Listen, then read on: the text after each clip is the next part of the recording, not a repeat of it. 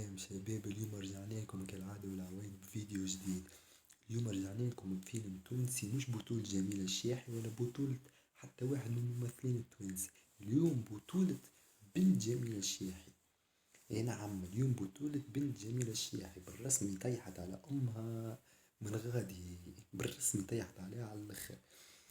كان تذكروا في الحلقة اللي فات جميلة الشيحي هي وهشام رستم في المسلسل اللي فات، معناها الحلقة اللي فات اللي هبطته شدته من محاسيله من غير ما نذكروه باش ما ناكلش كوبي رايت من اليوتيوب.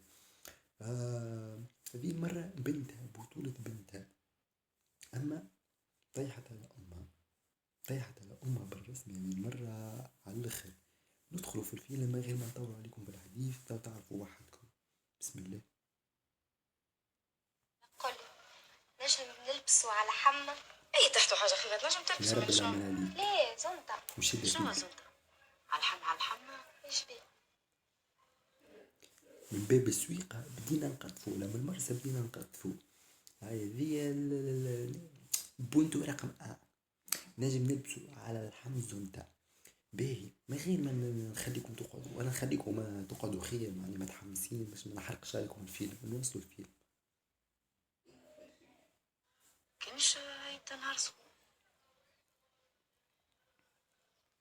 ولا طلعات. بالرسم الجيل الجديد نتاعنا احنا منا طلعات برجولين، نطلعوا بها منا طلعات مش نورمال.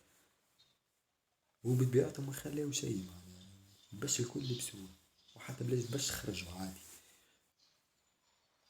انا لبست السكسية وتو خرج باش تمشي لهشام رستم. هذه هي اللقطة الحاسمة الآن، هذه هي اللقطة الحاسمة التي ستدق فيها الطبول. سامحوني كان نلاقي عندي ضربة لاج. بس تستفساري مش قلت لك بس استفساري علاش. كما قلت لك.